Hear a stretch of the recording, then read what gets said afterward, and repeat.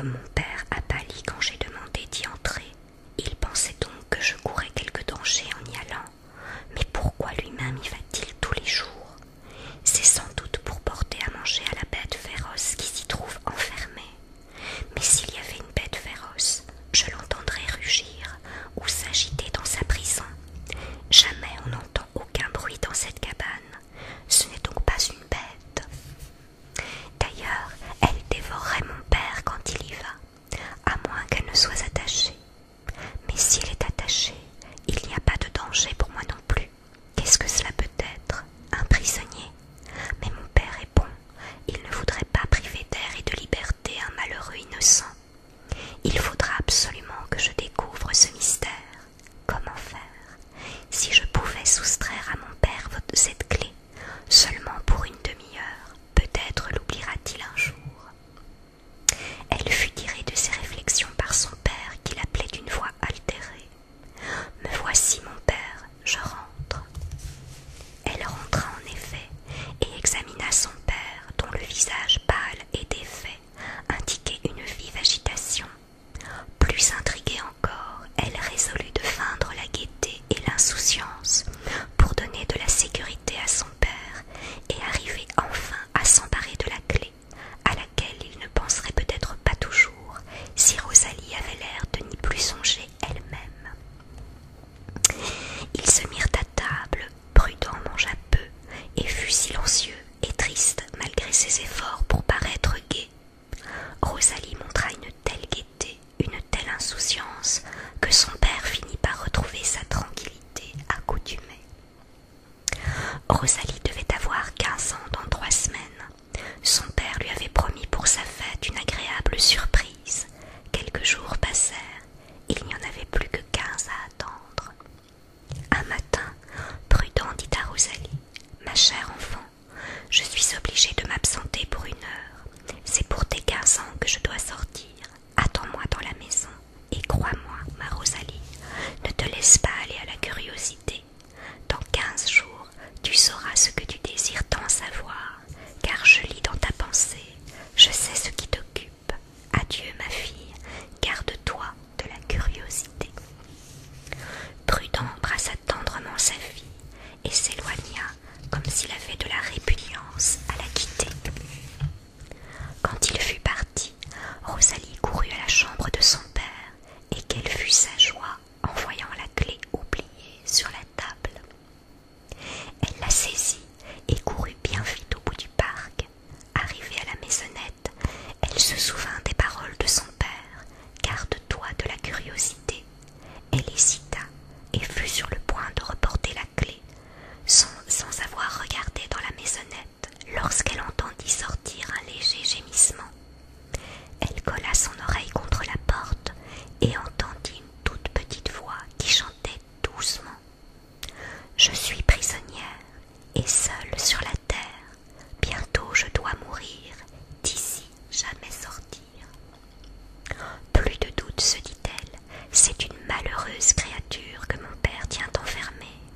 Et frappant doucement à la porte, elle dit: « Qui êtes-vous et que puis-je faire pour vous? » « Ouvrez-moi, Rosalie, de grâce, ouvrez-moi. »« Mais pourquoi êtes-vous prisonnière?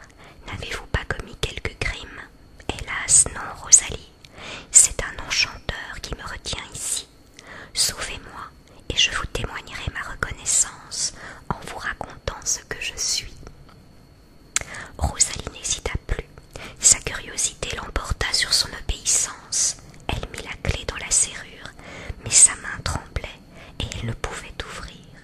Elle allait y renoncer lorsque la petite voix continua: « Rosalie, ce que j'ai à vous dire vous instruira de bien des choses qui vous intéressent. Votre père n'est pas ce qu'il paraît être. » À ces mots, Rosalie fit un dernier effort. La clé tourna et la porte s'ouvrit. Chapitre 2. La fée détestable. Rosalie regarda avidement la maisonnette. Elle était sombre, elle ne voyait rien. Elle entendit la petite voix qui dit: « Merci, Rosalie, c'est à toi que je dois ma délivrance. » La voix semblait venir de terre. Elle regardait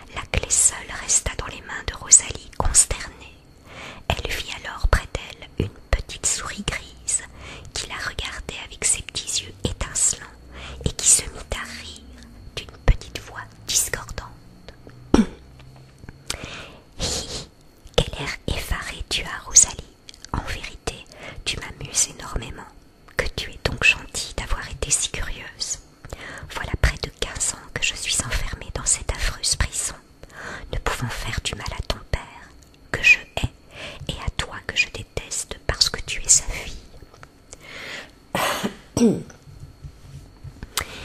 qui êtes-vous donc, méchante souris? Je suis l'ennemi de ta famille, mamie. Je m'appelle la fée détestable, et je porte bien mon nom, je t'assure. Tout le monde me déteste, et je déteste tout le monde. Je te suivrai partout, Rosalie. Laissez-moi, misérable, une souris n'est pas bien à craindre, et je trouverai bien moyen de me débarrasser de vous. C'est ce que nous verrons, mamie. Je m'attache à vos pas partout où vous irez. Rosalie courut du côté de la maison. Chaque fois qu'elle se retournait, elle voyait la souris qui galopait après elle en riant d'un air moqueur. Arrivée dans la maison, elle voulut écraser la souris dans la porte, mais la porte resta ouverte malgré les efforts de Rosalie, tandis que la souris restait sur le seuil. « Attends, méchante bête !» s'écria Rosalie, hors d'elle de colère et d'effroi. Elle saisit un balai et allait en donner un coup violent sur la souris, lorsque le balai devint flamboyant et lui brûla les mains. Elle le jeta vite à terre et le poussa du pied dans la cheminée pour que le plancher ne prît pas feu. Alors, saisissant un chaudron qui bouillait au feu, elle le jeta sur la souris, mais l'eau bouillante était devenue du bon lait frais. La souris se mit à boire en disant « Que tu es aimable, Rosalie. Non contente de m'avoir délivrée, tu me donnes un excellent déjeuner. » La pauvre Rosalie se mit à pleurer amèrement. Elle ne savait que devenir lorsqu'elle entendit son père qui rentrait. « Mon père, dit-elle, mon père. Oh, souris, par pitié, va-t'en, que mon père ne te voie pas. Je ne m'en irai pas, mais je veux bien me cacher derrière tes talons jusqu'à ce que ton père apprenne ta désobéissance. » À peine la souris était-elle blottie derrière Rosalie que Prudent entra. Il regarda Rosalie dont l'air embarrassé et la pâleur trahissait l'effroi. « Rosalie, dit Prudent d'une voix tremblante, j'ai oublié la clé de la maisonnette. L'as-tu trouvée? » « La voici, mon père, dit Rosalie en la lui présentant et devenant très rouge. « Qu'est-ce donc que cette crème renversée? Mon père, c'est le chat. » « Comment? Le chat? Le chat a porté au milieu de la chambre une chaudronnée de lait pour le répandre. »« Non, mon père, c'est moi qui, en le portant, l'ai renversé. » Rosalie parlait bien bas et n'osait pas regarder son père. « Prends le balai, Rosalie, pour enlever cette crème. »« Il n'y a plus de balai, mon père. »« Plus de balai? Il y en avait un quand je suis sortie. Je l'ai brûlé, mon père, par mégarde, Elle s'arrêta. Son père la regarda fixement, jeta un coup d'œil inquiet autour de la chambre, soupira et se dirigea lentement vers la maisonnette du parc. Rosalie tomba sur une chaise en sanglotant. La souris ne bougeait pas.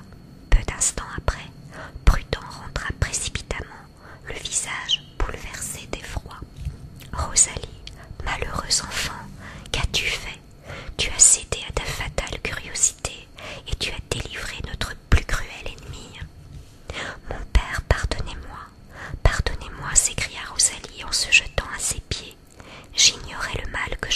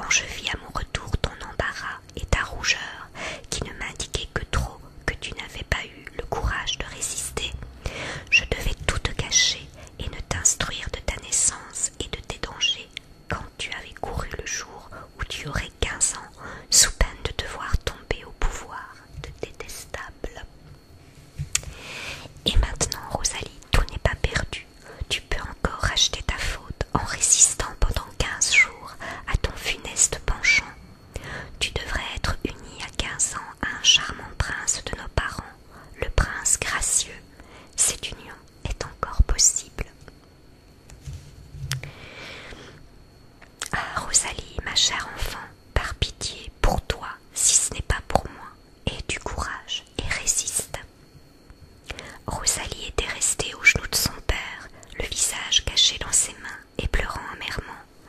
À ces dernières paroles, elle reprit un peu de courage et l'embrassant tendrement, elle lui dit: « Oui, mon père, je vous le jure, je réparerai ma faute. Ne me quittez pas, mon père, et je chercherai près de vous le courage qui pourrait me manquer si j'étais privée de votre sage et paternelle surveillance. Ah, Rosalie, il n'est plus en mon pouvoir de rester près de toi. Je suis sous la puissance de mon ennemi. Elle ne me permettra sans doute pas de rester pour te prémunir contre les pièges que te tendra sa méchanceté. Je m'étonne de ne l'avoir pas encore vue, car le spectacle de mon affliction doit avoir pour elle de la douceur. J'étais près de toi au pied de ta fille, dit la souris grise de sa petite voix aigre, en se montrant au malheureux génie. Je me suis amusée au récit de ce que je t'ai déjà fait souffrir, et c'est ce qui fait que je ne me suis pas montrée plus tôt. Dis adieu à ta chère Rosalie, je l'emmène avec moi, et je te défends de la suivre. » En disant ces mots, elle saisit avec ses petites dents aiguës le bas de la robe de Rosalie pour l'entraîner après elle. Rosalie poussa des cris perçants en se cramponnant à son père. Une force irrésistible l'entraînait. L'infortuné génie saisit un bâton et le leva sur la souris, mais avant qu'il eût le temps de l'abaisser, la souris posa sa petite patte sur le pied du génie qui resta immobile et semblable à une statue. Rosalie tenait embrassés les genoux de son père et criait grâce à la souris, mais celle-ci, riant de son petit rire aigu et diabolique, lui dit: « Venez, venez, mamie, ce n'est pas ici que vous trouveriez de quoi succomber 2 autres fois à votre gentil défaut. Nous allons courir le monde ensemble, et je vous ferai voir du pays en 15 jours. » La souris tirait toujours Rosalie, dont les bras enlacés autour de son père résistaient à la force extraordinaire qu'employait son ennemi. Alors la souris poussa un petit cri discordant, et subitement toute la maison fut en flammes. Rosalie eut assez de présence d'esprit pour réfléchir qu'en se laissant brûler, elle perdait tout moyen de sauver son père qui resterait éternellement sous le pouvoir de détestables, tandis qu'en conservant sa propre vie, elle conservait aussi les chances de le sauver. « Adieu, mon père, s'écria-t-elle. Au revoir, dans 15 jours, votre Rosalie vous sauvera après vous avoir perdu. » Et elle s'échappa pour ne pas être dévorée par les flammes. Elle courut quelque temps, ne sachant où elle allait. Elle marcha ainsi plusieurs heures. Enfin, accablée de fatigue, demi-morte de faim, elle se hasarda à aborder une bonne femme qui était assise à sa porte. « Madame, dit-elle, veuillez me donner asile, je meurs de faim et de fatigue. Permettez-moi d'entrer et de passer la nuit chez vous. » Comment une si belle petite fille se trouve-t-elle sur les grandes routes? Et qu'est-ce que cette bête qui vous accompagne et qui a la mine d'un petit démon? Rosalie, se retournant, vit la souris grise qui la regardait d'un air moqueur. Elle voulut la chasser, mais la souris refusait obstinément de s'en aller. La bonne femme, voyant cette lutte, hocha la tête et dit: « Passez votre chemin, la belle, je ne loge pas chez moi le diable, et c'est protégé. » Rosalie continua sa route en pleurant, et partout où elle se présenta, on refusa de la recevoir avec sa souris qui ne la quittait pas. Elle entra dans une forêt où elle trouva heureusement un ruisseau pour étancher sa soif, des fruits et des noisettes en abondance. Elle but, mangea et s'assit près d'un arbre, pensant avec inquiétude à son père et à ce qu'elle deviendrait pendant 15 jours. Tout en réfléchissant, Rosalie, pour ne pas voir la maudite souris grise, ferma les yeux. La fatigue et l'obscurité amenèrent le sommeil